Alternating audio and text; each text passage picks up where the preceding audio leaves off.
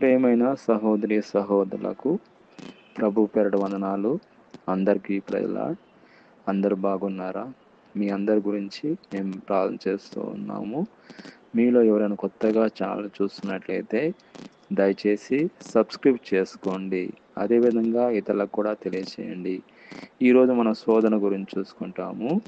అది వాక్యంలో నుంచి మత్తయి రాసిన సువార్త 26వ అధ్యాయము 41వ వచనం.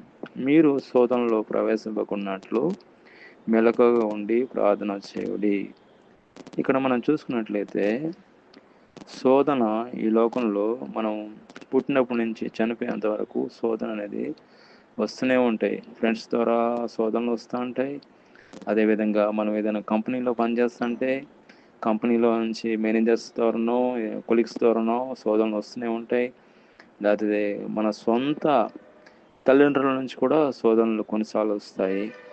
అదేవిధంగా మనం చూసుకున్నట్లయితే వాక్యంలో నుంచి మరొకసారి మత్తయి రాసిన సువార్త 26వ అధ్యాయము 41వ వచనం. మీరు శోధనలో ప్రవేశింపకున్నట్లు మెలకువగా ఉండి ప్రార్థన చేయుడి. దీనికి క్వశ్చన్ ఉంది, ఆన్సర్ ఉంది. క్వశ్చన్ ఏంటంటే శోధన, ఆన్సర్ ఏంటంటే ప్రేయర్. మనం ఇక్కడ చూసుకున్నట్లయితే మనకు ఏదైనా వర్షం వస్తే మనం ఏం చేస్తాం? గొడుగు వేసుకుని పోతూ ఉంటాం. వర్షం రాకూడదనే మనం గొడుగు ఉపయోగిస్తాం. అదేవిధంగా ఇక్కడ దేవుడు ఇచ్చిన ఒక మంచి ఆయుధం ఏంటంటే ప్రార్థన. శోధనలు వస్తాయండి, శోధనలు రాకుండా ఉండవు. ఈ లోకంలో మనం ఉన్నంత వరకు శోధనలు వస్తాయి. శోధనలు మనం జయించాలంటే ఒకే ఒక సీక్రెట్ ఏంటంటే ప్రార్థన.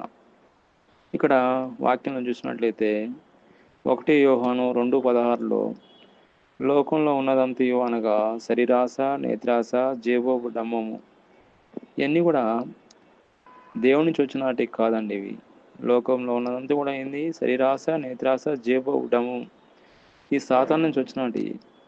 అదేవిధంగా ఇంకొక వాక్యం చూసినట్లయితే మత్తయి రాసిన సువార్త 6:13లో మమ్మల్ని శోధనలోకి తేక దుష్టుడి నుండి మమ్మల్ని తప్పించమని అంటాడు. పరలోక ప్రార్థనలో మనం ఉపయోగించే ఓడిది. మమ్మల్ని శోధనలోనికి తేక దుష్టుడి నుండి మమ్మల్ని తప్పించము. దుష్టుడి నుండి మనకు శోధనలు వస్తాయండి. దుష్టుడు కీడి విషయంలో మనం శోధిస్తూ ఉంటాడు. వాటిని జయించాలంటే ఒకే ఒక ఆన్సర్ ప్రేయర్. ప్రేయర్ ద్వారానే మనం సాతాన్ని జయించగలుగుతాం, శోధనను జయించగలుగుతాం. అదేవిధంగా మనం ఇంకొక వాక్యం చూసినట్లయితే మత్తయి రాసిన సువార్త 26వ అధ్యాయం 41వ వచనం చూసినట్లయితే మీరు శోధనలో ప్రవేశింపుకున్నట్లు మెలకువగా ఉండి ప్రార్థన చేయడి, ఆత్మస్థితమే కానీ శరీరం బలహీనము పేతురుతో చెప్పాను. ఇక్కడ చూడండి, మనము ప్రార్థన చేయిందే సాతాన్ని జయించలేము. మనం సాతాన్ని జయించాలంటే, శోధనను జయించాలంటే మెలకువగా ఉండి ప్రార్థన చేయాలి. కొంతమంది ప్రార్థన చేస్తూ ఉంటారు, నిద్రపోతూ ఉంటారు. అందుకని దేవుడు వాక్యంలో దేవుడు అంటున్నాడు మెలకువగా ఉండి ప్రార్థన చేయాలంటున్నాడు.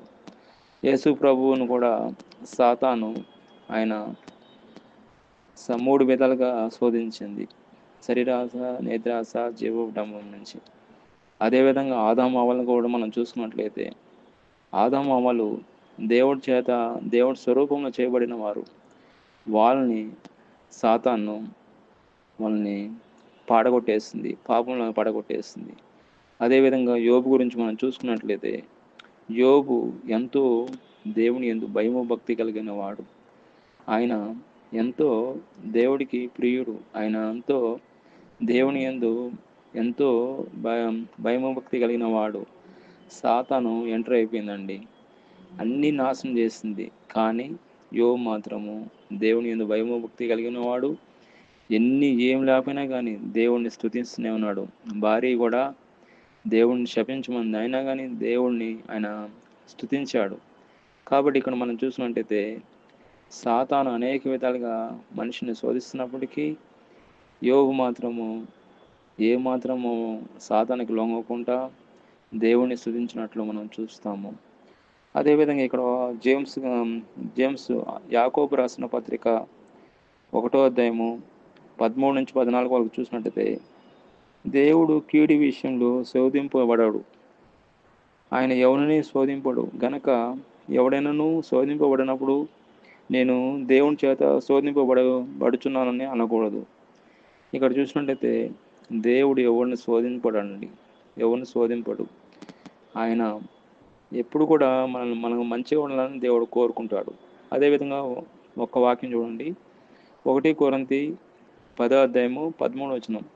సాధారణంగా మనుషునికి కలుగు శోధన తప్ప మరి ఏ శోధన మీకు సంభవింపలేదు. దేవుడు నమ్మదగిన వాడు. మీరు కలిగినదంత కంటే ఎక్కువగా ఆయన మిమ్మను శోధింపబడనీయుడు. అంతేకాదు, సహింపగలుగుటకు ఆయన శోధన నుండి కూడా తప్పించుకునే మార్గము కలుగు చేయను. దేవుడు చూసారండి, దేవుడు ఎంతో మంచి దేవుడు అండి. ఇక్కడ వాక్యంలో చూసినట్టు నమ్మదగిన దేవుడు. ఆయన శోధించాడండి మనిషిని ఎప్పుడు శోధించాడు. మనం బాగుండాలని ఆయన కొన్ని పరీక్షలు పెడుతుంటాడు.